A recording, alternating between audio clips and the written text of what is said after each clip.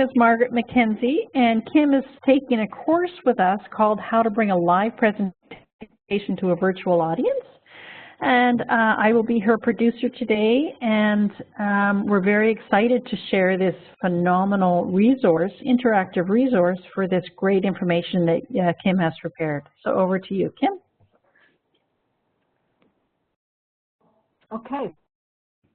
So if people can take a claim of space at the top left-hand corner, there's a arrow. If people could claim a space on the board and tell us your name, your location, and what you hope to get out of today's session.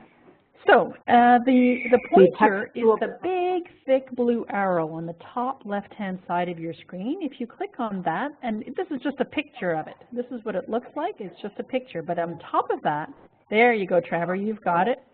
So use your pointer to claim a spot. And then use the text tool, the big letter T, to write in your name, your location, and one takeaway that you hope to receive from this. So Yuri, would you be able to bring your pointer a little bit further down so you're not writing over? But it's going in opposite direction, yeah. Disappeared. Okay, that's okay.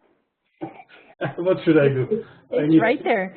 So if you can go on the bottom right-hand side, you'll see full screen or you'll see zoom in. So you're probably at a 200%. So just make it smaller if you can. There you go.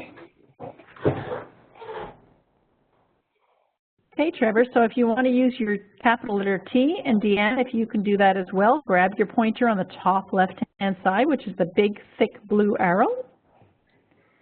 And click somewhere on the screen to claim a spot.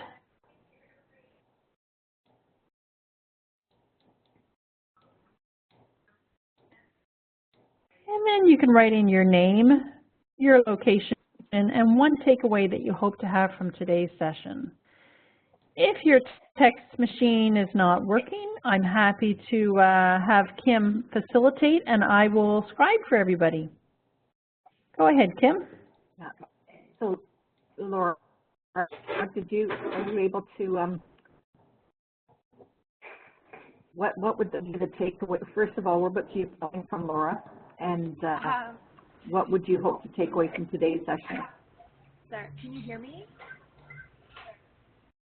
Are you able to hear me? I can barely hear you, Margaret. Yes, I can hear you. Okay. Can you hear Laura? Sorry, I'm in Manotick right now. And what I hope to get out of this session, one is just learning how to use this new interface. This is really interesting. And then as well as the topic about learning about as well as the different treatment. Okay, so Laura, you're in Manotick. You hope to learn a little bit more about the WebEx platform and about this interesting topic. Yeah. Kim, can you facilitate with Trevor now? So He's Trevor, already written his down. Let us know where you're calling it. Okay, so Trevor's in Ottawa, and you're going to this application or this platform with an actual topic. Great. Do you want to elaborate with that on that, Trevor? We're about to you calling in. Can Trevor hear us? Oh, Trevor, I think your audio's off. There we go. There we go. I actually went through this before, but it was more or less just how to use this. So actually, I'm quite interested to see its application with an actual topic. Wonderful. Good. And one tip on the text tool, Trevor, is that you can change the color because the light blue is hard to see. So if you click on the light blue box, you can change the color using any of the other colors. Great, thank you. Right. Yuri, did you want to let people know where you're calling in from? And yeah, that's what I'm doing. I'm typing and trying to catch up with all features. You're a good sport, Yuri. Thank you. Yeah. So do you see I typed on the screen? Because I see. Yeah. Yes, I do. You are from Ottawa? Yeah, Web tool and master and subject matter opinion on the topic, yeah. That's what I want, my expectation from this course. Yeah. Wonderful. And Deanne in the chat is from Sterling, Ontario, and she hopes for general information on the topic and see how the technology will work. Very good. Good. Okay, well, hopefully we can meet people's expectations today. So in terms of the agenda, we're hoping to, we've already done the meet and greet with with myself and Margaret, and at the roundtable of meeting the participants who are on the call today. Margaret talked about some of the tools that you can use during the virtual classroom in the session today as well. We'll look at what PTSD is. We'll look at the link between PTSD and substance abuse disorders. So for people that might not know, PTSD stands for post-traumatic stress disorder, and SUD is the short acronym that stands for substance use disorder. We'll then look at what EMDR is. It's EMRD, sorry, and the 8 phases of the treatment, like looking at the treatment modalities that they use for EMDR. And then we'll look at a particular framework that provides a roadmap for clinicians. And then we'll just look at the treatment process. And then we'll do a summary, and then we can have a discussion, comments, or questions, and then wrap it up. So that's going to be outline for the session today. Great. Any questions or concerns from anybody? Okay. So the first thing to kind of provide a context for people, there's a short video on PTSD, and we want you to take a look at that, and then we'll come back together and have a discussion on it. So Margaret, do you have the link for the video? Yes, so we're ready to go with the link to the video. There are a few rules whenever you share a video in a virtual classroom because the video is a little bit wonky sometimes. So we're going to ask everybody to mute your microphone because we all may hear it at different times. Please don't touch the screen except to enlarge the picture. Give us a green check when you finish the video because, as I said, we're all going to be seeing it at different times. If you don't see the video, don't panic. I'm going to put it in the chat. You can click on the link in the chat.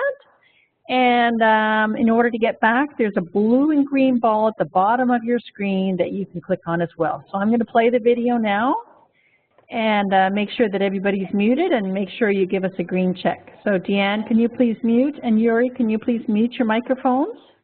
There we go. All right.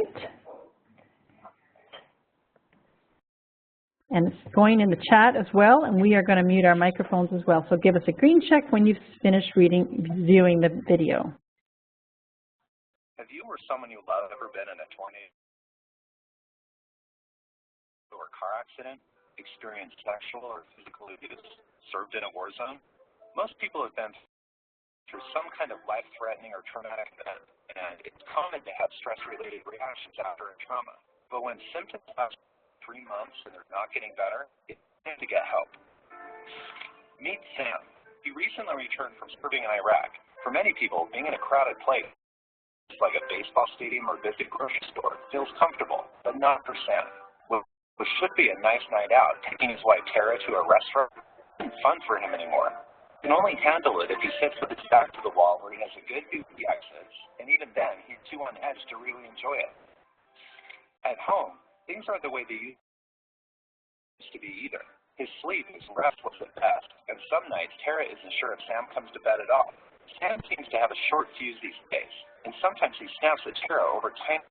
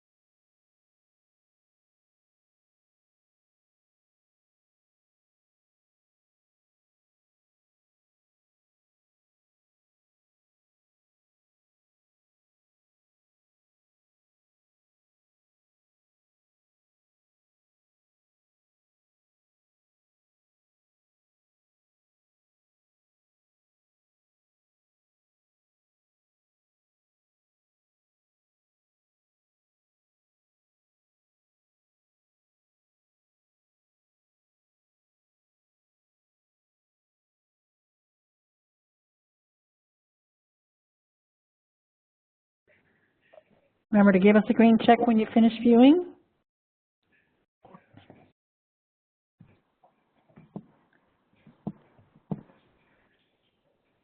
Great.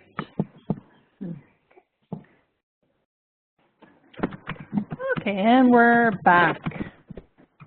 Okay, go ahead, Kim. So Laura, I'm just sending Laura. We'll send the video links out to people after the session. If it didn't work for people, I think Laura was having a bit of a time trying to hear the video or trying to get the video.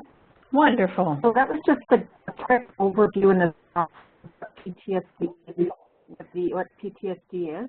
And PTSD is included in the what's known as the Psychiatric Bible, referred to as the Diagnostic and Statistical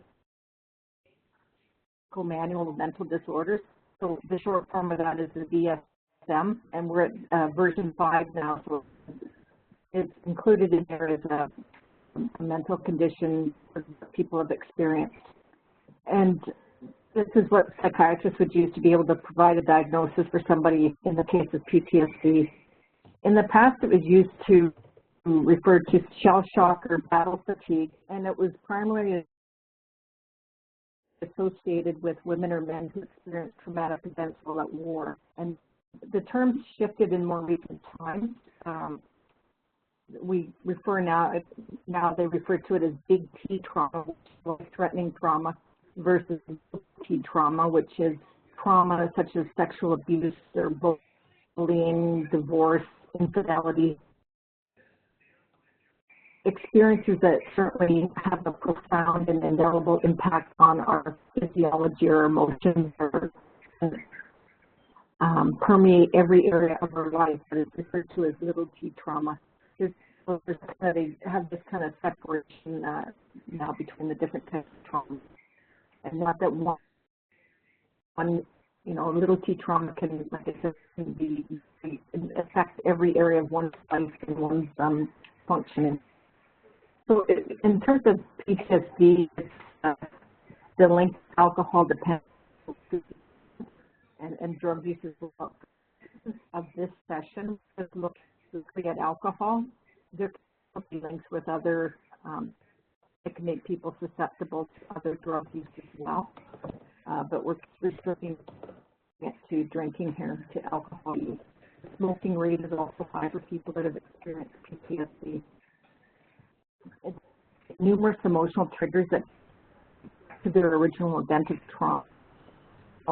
It could be newspaper reports. It could be an anniversary specific event. We're seeing somebody associated with that event that can really trigger the PTSD for somebody. And so there's been in the past, maybe if we could move to the next slide, Margaret. So the link between PTSD and substance use disorder have gone through a number of therapeutic debate the past number of years. Before it was dealt with, first they would deal with the traumatic stress disorder, then the substance abuse. The common notion today is to deal with them both simultaneously. And so if people could claim room on the whiteboard there and write your name in the row, and then if you could talk about what concerns you would see in dealing with PTSD and addictions concurrently. What do you think, what some of the issues would be for a clinician or a therapist? Kim, instead of using the tools, perhaps we can just facilitate a discussion, because not everybody's comfortable with the tools today. Okay. Anybody want to venture to weigh in on what might be some of the issues of dealing with PTSD and addictions at the same time?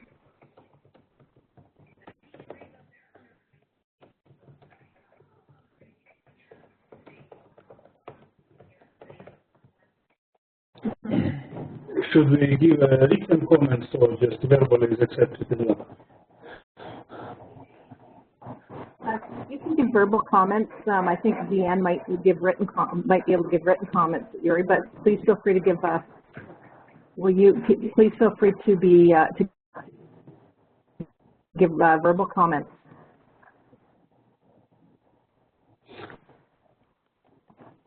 Did you have something? Yeah, because I don't follow. Yuri? Interrupted voice, yeah. So if you hear me clearly, but I have a feeling that the gravity and clinical manifestation will be more severe if it will be a combination of these two factors in the real life, because each of the factors from the left and from the side can work likewise simultaneously and separately, and it will still result in PTSD. Yeah. Right. I think you've hit the nail on the head. Why there has been controversy in the past, Yuri, that they're to deal with them together would be just too overwhelming for patients or clients. And that being said, it becomes an artificial separation to try to deal one without the other. You know, to try to deal with one and not the other is a bit of a bit of an artificial compartmentalization that you can't tuck one away and deal with the other.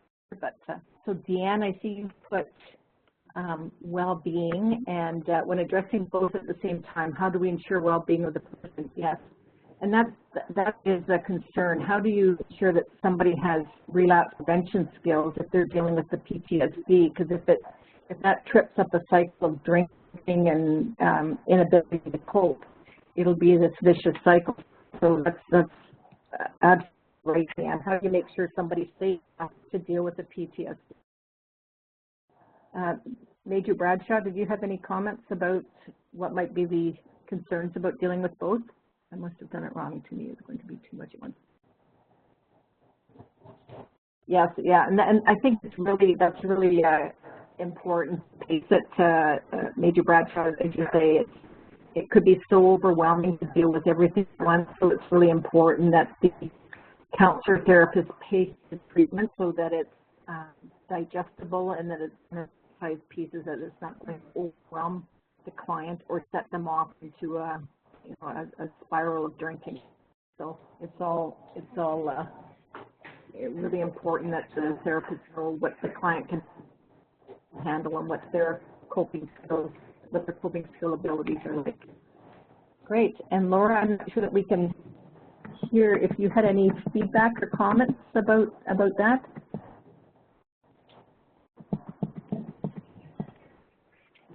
I think we're having a little bit of audio trouble with Laura here, but maybe we could move. Laura, don't forget you're on to the muted. Next slide. And Trevor, did you want to show the movie here, Kim? Sure. Yeah. So it's the same process as this is just a really short 2-minute little thing that shows about the link between PTSD and addiction. And if you could also mute your microphone and not touch the screen, and just give us a green check when you come back. If you don't see the video, there's a link in the chat box, and just to get back to the presentation, click on the green or the blue ball. So we can take her away there, Margaret. Kim, don't forget to mute your microphone.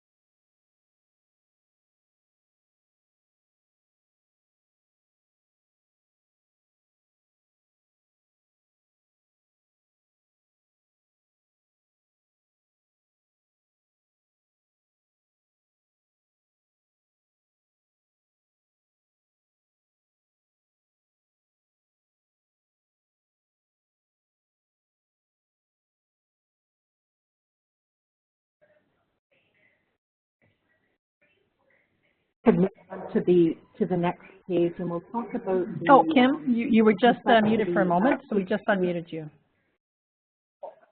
Okay. So if we move to the next page, we can look at the complexity of PTSD and the different factors associated with that and substance abuse. So if we first we'll look at these are the symptoms of PTSD, and we can see how if somebody uses alcohol or substance abuse or substance use to cope, and just the impact on the tolerance and how that changes. And it kind of goes in this circular way how the use of alcohol worsens people's anxiety and fears and compounds existing problems. It's also release of endorphins, and then that's where the tolerance happens. The endorphins subside. People need ever increasing amount of alcohol to be able to cope with the same feeling or buzz or escape notion. And then it brings on emotional stress and triggers, the nightmares, the flashbacks, sleeping disturbances, that type of thing. And then, of course, the alcohol enables them to produce numbing effects, so there's no sense of feeling, or to stifle the painful feelings that are, and that they're trying to kind of tuck away. And so, again, it just kind of is a cyclical process that just keeps going around and around. So the next slide, Margaret, if you could move to the next slide. This shows I'm going in a circle, but it can be this really dynamic, interacting, complex system of what goes on here. So if someone has chronic PTSD, and here kind of like the PTSD substance disorder, so if you see she circled that, and up to substances, somebody could have depression, say a mood disorder, and using alcohol as a way to deal with the depression. So it becomes all these intertwining, interrelated issues that happen, and resulting in people's, can result in workplace concerns, occupational impairment where they're not able to work, or their work's impacted, coming into work hungover and foggy, affects family life, reduced quality of life, their self-esteem is impacted. So you can see how the problems just become entangled and really begin to affect people's well-being and their quality of life. And you can see how, and sometimes the PTSD is cumulative, like the first instance might not be a problem, but protracted trauma on top of trauma. So you hear about first responders, they work in a job for 20 years and nothing, they work fine, and then that last trauma can tip them over the edge. So people we can endure so much, and then there's a tipping point for us all.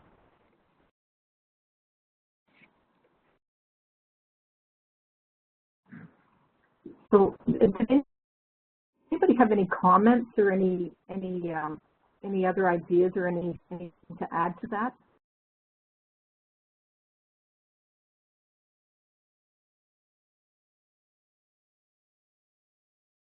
Hello? I know earlier that can you hear Yuri me? had a comment. Yes, can you hear me? Yuri had a comment earlier in his opinion on the chat. Would you like to share that, Yuri? It's for the previous one discussed there. Nothing I can contribute at this point. Yeah. So.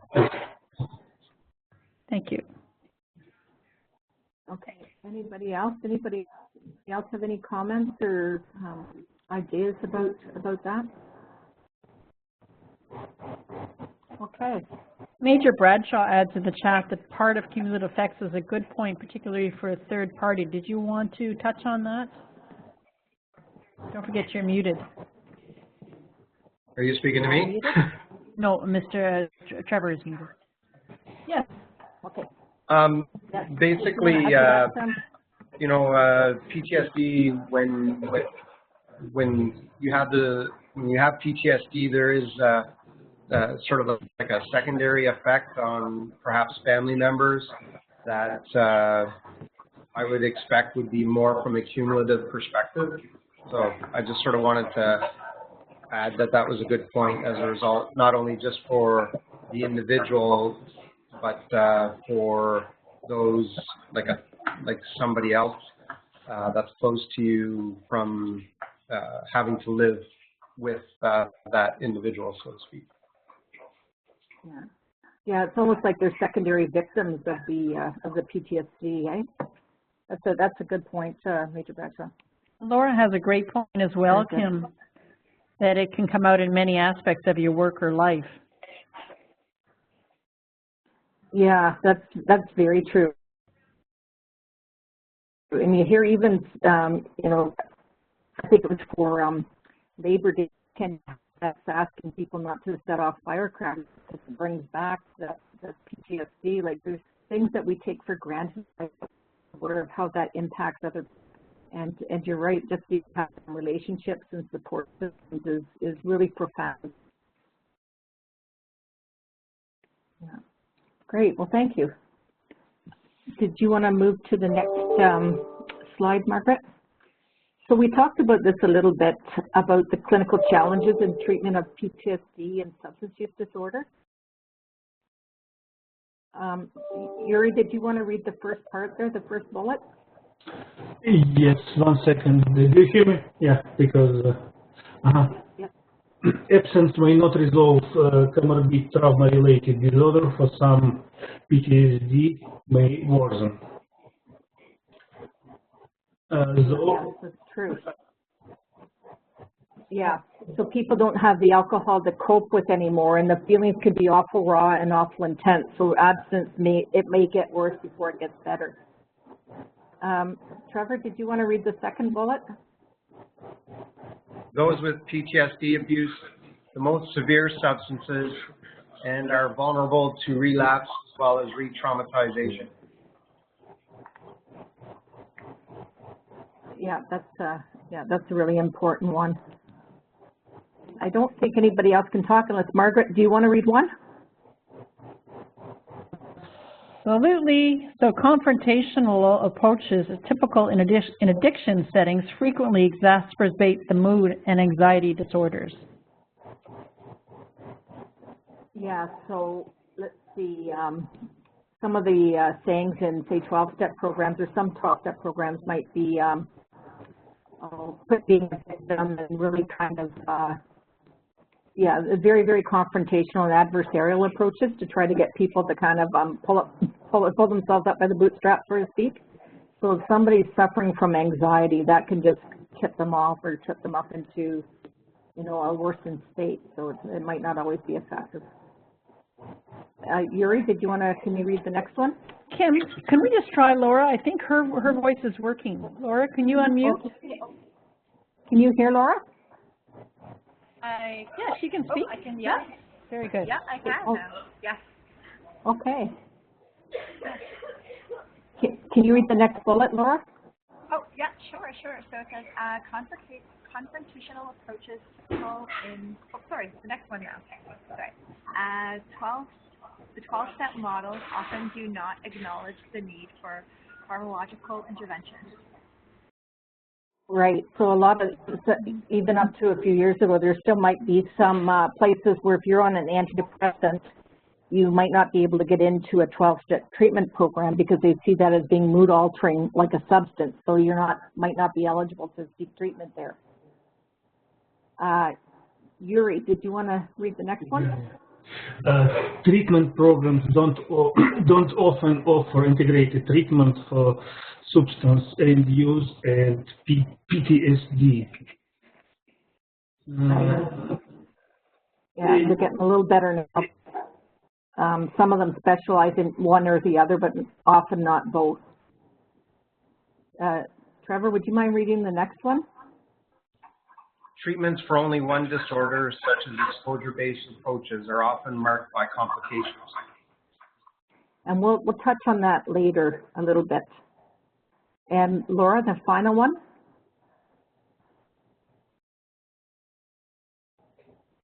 Laura, can you hear us? Oh, go ahead. There we go. Sorry, I forgot to hit my button. There you go. All right, so treatments developed for PTSD alone may not be advisable to treat addiction. Okay, great. Thank you. So if we could move to the next slide, Margaret. So this is what EMDR is a treatment that came about in about the late 80s, 1995. And what it is, it's a bilateral movement of the eyes to try to shift the memories and the intensity of a particular trauma. So it helps to activate maladaptive network and move the memories and process those memories.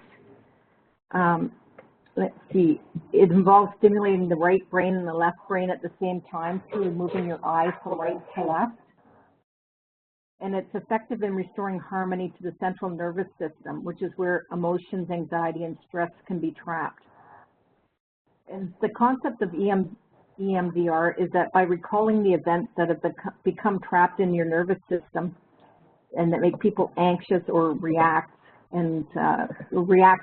more intensely than the actual event requires, it allows them to kind of resolve some of those negative feelings. So, for instance, if you get over angry at something that the event didn't really deserve that kind of anger, you can rest assured that it's coming from some other place from childhood or some other event that you're responding to.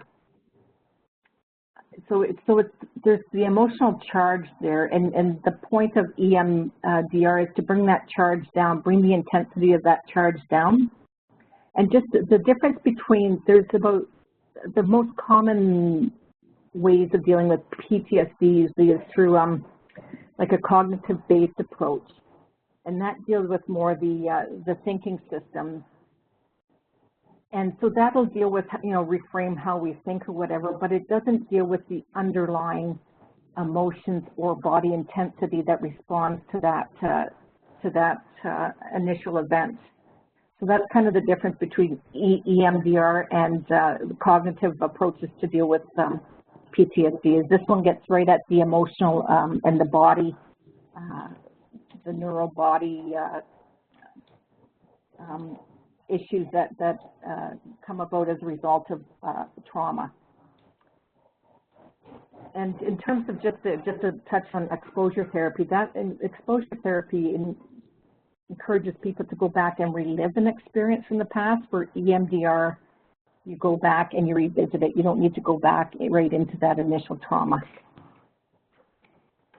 So what would people think, if people could take thoughts on the board there, what do you think EMDR is used to treat? What can it be used to treat? So either put it in the chat, what can EMDR be used to treat, or if you're able to use your pointer tool, claim a row, thank you, and use the text tool to write what is it used to treat. And we'll be looking at both the chat as well as the whiteboard. Remember to click away once you've written on the board, Trevor, so we can see what you've seen. Yuri, if you want to use the board as well, you can, or the chat. And Laura, I think as well too, you can use the board as well, and Deanne as well. So what is EMDR used for?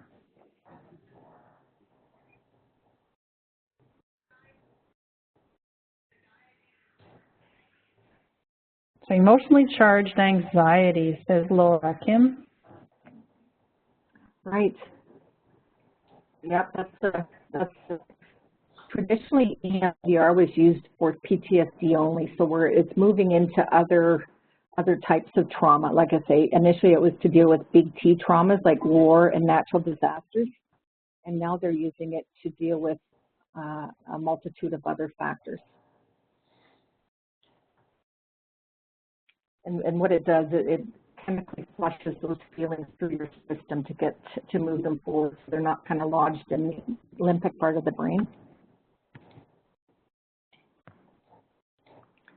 Okay, anything else? Deanne, is Deanne on?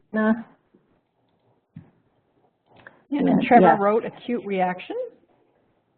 Yeah, and Deanne wrote emotional trauma. Right. Good.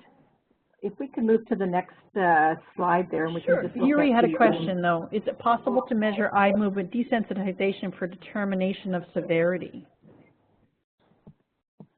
They do that, we'll get to that, Yuri. They do, there's a treatment protocol. They do a history of people's trauma that they can determine, you know, the level and the complexity of the trauma. Okay. From the history and the assessment piece. I'm just trying to look at that question. Okay. So here's what EMDR is used to treat. And this list is certainly not exhaustive. PTSD, anything to do with shame-based behaviors like substance use, natural disasters. So the natural disaster and the war part are, like I said, the big T traumas that it was traditionally used for. Laura and Deanne addressed this, dealing with abuse.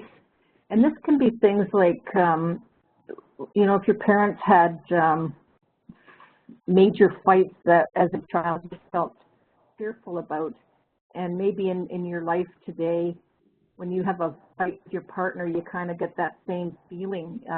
So it can be some of those links and those type of things. Failed relationships, if somebody has protracted failed relationships, EMDR could kind of get at that and revisit some of your history to see what underlies that. Anxieties and phobias, I think Laura spoke to that, and Trevor spoke to that.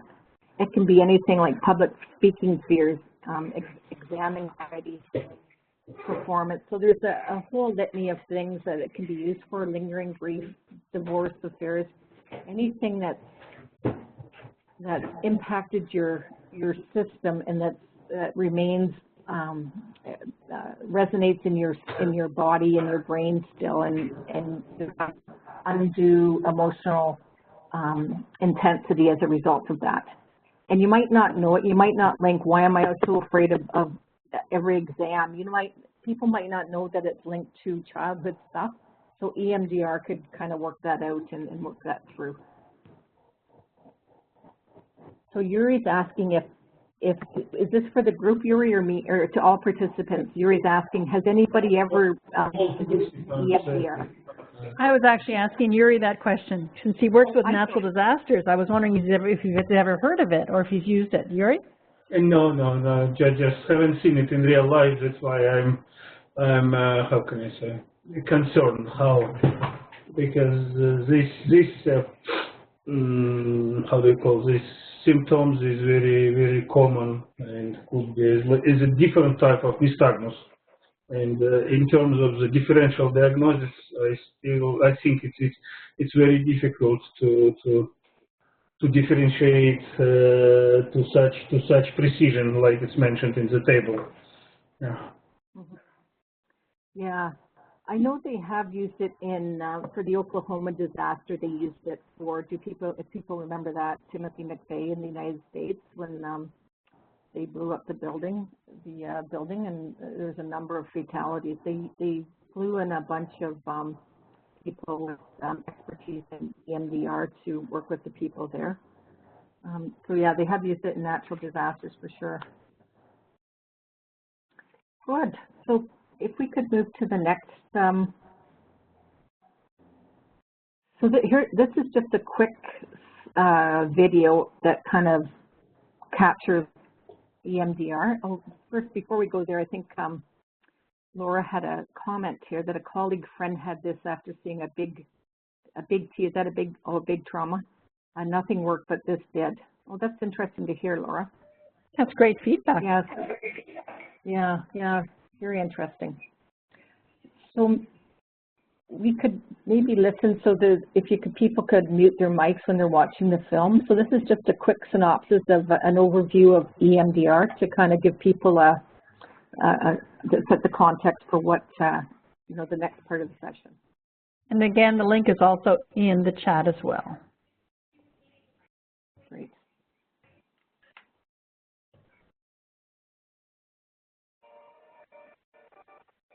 EMDR documentary is about softening and processing evidence. these intrusive recollections, these images, physical sensations, sounds that continue to haunt people disappeared.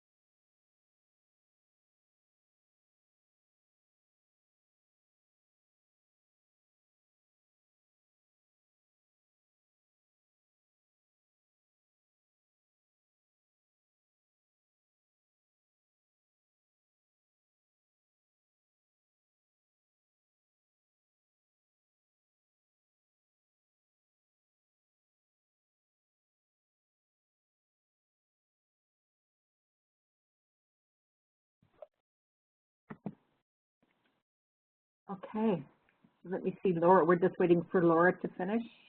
And yeah, Laura, oh, I think Laura's still well, she's off, good. But, don't wait for me. Oh, okay, great. So what EMDR does, it makes explicit those implicit memories that we just are on autopilot, that we don't even know that they're infiltrating our present existence. Did anybody have any comments on the video? Trevor had a comment in the chat. Okay. Go ahead, Trevor. You're muted. If you want to basically, they talk about that it illuminates processes. It reveals hidden trauma or past trauma or whatever. And to be honest with you, I don't get what moving your eyes left to right actually does. The video doesn't really explain that. It just says this happened. Yeah. So what the therapist would do, Trevor, is they would get you to imagine what happened from the past, to think about it, and to get connected with the feeling around it, and then you would move your eyes. So moving your eyes, that process would allow it to dislodge and to flush from your memory bank, and to move it on. So there's some other pieces of the puzzle that weren't necessarily addressed in the video, where you have where you're imaging, where you have the imagining and the feeling associated with that to be able to kind of lift it forward. Did anybody else have any comments? I just wanted to say that the 3 videos will be available in the after-session email. And the other thing that I wanted to comment about is that EMDR, you know, it takes a long time to learn, and we're just touching it, just introducing you to it in a couple of minutes. So there sure is a lot more to it for sure. Right. So here's the framework for EMDR consists of 8 phases. So it is a treatment modality, it's not just a technique, but a treatment modality. And some clinicians might do it as a little part of their practice, but if you want a truly EMDR practice, you want to make sure you get a therapist that does it 80% of the time, so that it is truly an EMDR practice. So these are just the phases of the treatment approach. Would you mind moving it to the next slide, Margaret?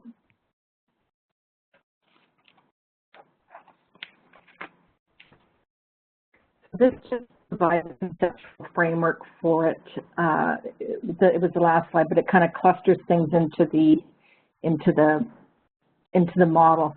So for say a minor trauma, somebody can, in 1 or 2 sessions it can be worked through. The brunt of the work comes in the history, so identifying what the trauma was, and then for more complex trauma, it can take months. It can take months of work, but for minor ones, it can be a fairly brief process. So this is just a bit of another framework that kind of clusters the different stages of the treatment process.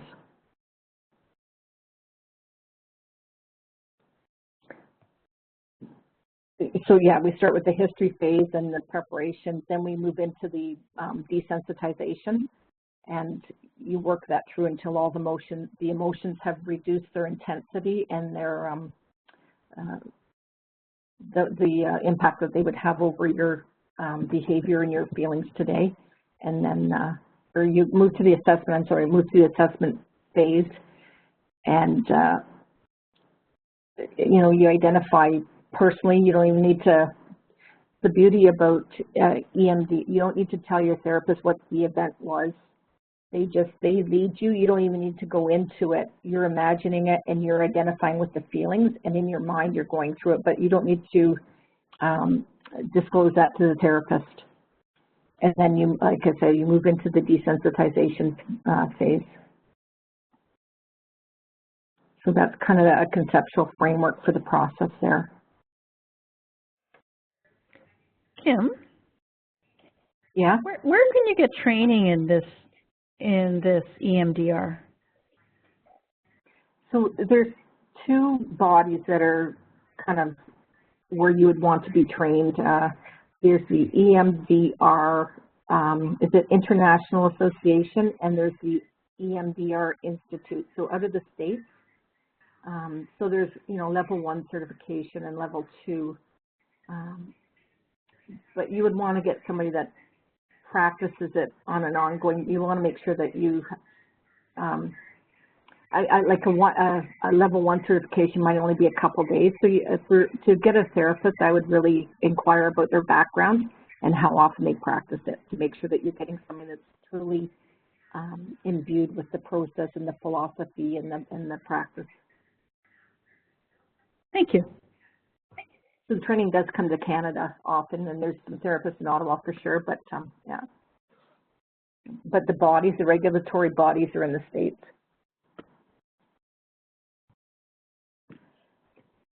Good. So if we can move to the next, we're just about coming down to the... Deanne has a question. Deanne has a question. Okay.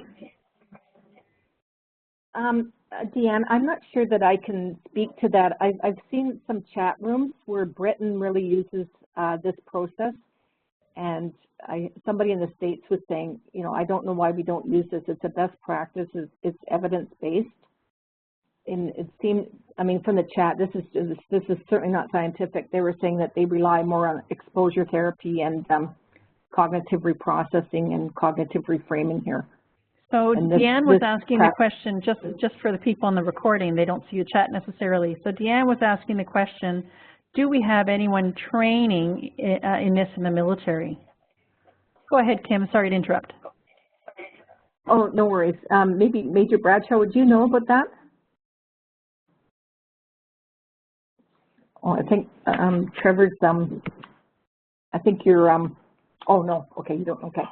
Yeah, so Deanne, I'm sorry, I can't answer that. I'm not sure about that, sorry. So if we could move to the next slide, Margaret. So this is an overview, and we won't need to go into that. We showed it, but it's a roadmap for a therapist or clinician about how to ensure that they're going through the purpose and the procedures in a very methodical and comprehensive way.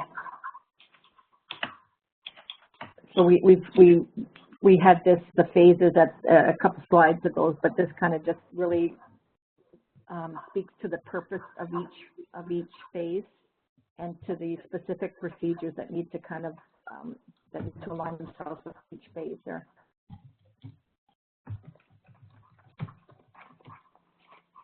Good. Okay. So that's I can send that out with the after session report too, or after session review. So people just have a sense of what it is comprised of. Good. So if we could move to the next slide there, Margaret. So just in closing, I just wanted to kind of revisit what we discussed today. We looked at PTSD and substance use disorder and how they're linked, and how often alcohol is used to mitigate the symptoms of PTSD and or to cope with PTSD. We looked at some of the how to address both issues concurrently, that in the past they had been dealt with sequentially. We looked at eye movement desensitization and reprocessing, so EMDR as an evidence-based treatment modality that works very well for both concerns. And the approach of EMDR consists of 8 phases to reprocess traumatic events thoroughly. And the benefit of EMDR, and I think this is big for many people, is that the clients don't need to verbalize and to talk out what they went through.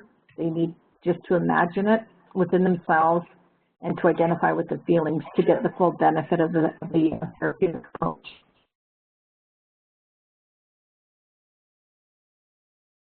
So good. So did anybody have any questions or comments or? Deanne's giving you a standing ovation. Oh, thanks, Deanne. Very sweet of you. Anything else? Any other comments? I know there's some questions from you about just the maybe about the efficacy of it and some more more science behind it. No, I just want to say that from the clinical perspectives, it is very difficult to provide differential diagnosis of this. And in my first intention, I would refer such person to psychologist or psychiatrist for the qualified assessments. Otherwise, the issue is too complex to understand the cause-effect relationship in all this picture. Yeah. What some therapists do, you're right, is if somebody has like a counselor or a therapist that aren't trained in EMDR, they would refer out around specific traumatic issues to do the EMDR and then come back to their therapist to continue on with their counseling practice. So yeah, no, it's hard to compartmentalize these things. It's all, they also feed into one another in life for sure. Yeah, so Laura mentioned that the patient just needs to imagine the event. Yeah, to imagine and to conjure up the feelings associated with the event in order to be able to flush it out of your system, so that's, or to de-escalate, or what's the word? Yeah, so it doesn't have the de-intensify the emotion wrapped around that particular event. For sure. And Trevor has a question as well. Okay. Yeah, I just wanted to clarify the answer to the question that you gave me, whether we have trained people in the military. I realized after I read what I wrote that it may have caused some confusion. I actually don't know if there is anybody that's trained in it. I would expect that if there is some success with this level of treatment, that there are people that are trained. As to the extent, I don't know. So I just wanted to clarify that. Oh, thanks. Yeah. Thank you for letting us know that, Trevor. Great. Good. So thank you, everybody, for being on board for my first virtual training here. We have an evaluation. Margaret sends a link, and if people wouldn't mind filling out the evaluation so that we can improve our process here, that would be much appreciated. Great. So the link is in the chat. And you'll find if you just double click on it, you should be able to access the short survey. And then from there, you should be able to come back. And then if you have any more questions, you can ask them. And you come back by clicking on the blue and green ball at the bottom of your screen. If everybody would like to just fill that in for now, that would be grand. Laura, again, Laura, if you can again explain where I don't see where this link to the evaluation. Sure. Do you see the chat? It says from MFRC-PEI to all participants. No. No. Where is it? In which part? So in the chat, in the okay. Chat box where everybody was writing. Okay. Yeah. There is a link. Yeah. Do you see it now? If you click on that link, double click on that link. Yeah. Yeah. Okay. Thank you. Yeah. Laura, if you're not able to access it, we will send it in an after-session email as well. No, just not clear where to have a look for this chat. Yeah, for this chat. Thank you. Right. It should take you back to the. There we go. Good.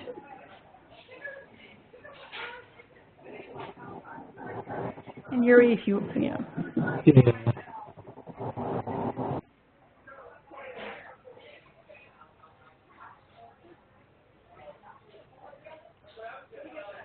Laura, I'm just going to mute your microphone.